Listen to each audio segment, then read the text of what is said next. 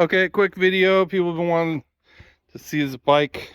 It came in kind of a funny box. It looks like a TV screen. It says it's a LED TV. It's kind of funny. Keep it safe. So I popped it open. Looks like there's a toolbox in here, and it's like covered in foil. We're gonna get this out of here, but I just wanted to show you guys because you're interested. So we got it out of there. This is what it's covered in. What do you think, Kira? I think it's going to be great.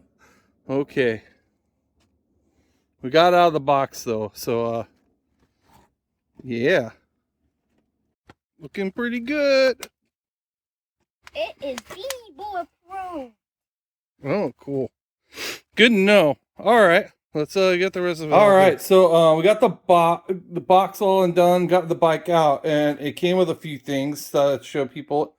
A totally branded toolbox. So I'll pop that bad boy open and let you see what that looks like.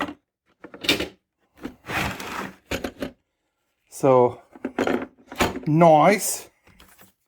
Look at this, man. Now, from watching a video I saw during an interview with the guys from Electric Bike Review, they one of these parts, I think it may be this one, is the, or was it this bad boy? Was machined by the Luna guys. So really cool.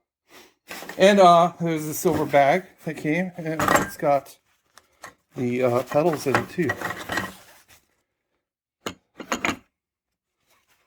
So even the pedals are branded for Luna. Really, really cool.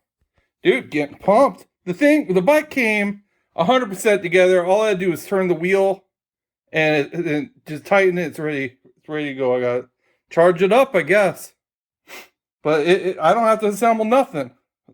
So good on you guys. Good on you, bro. Good job. All right. We are going to keep setting up and get things charged up and see how things go. All right. Thanks.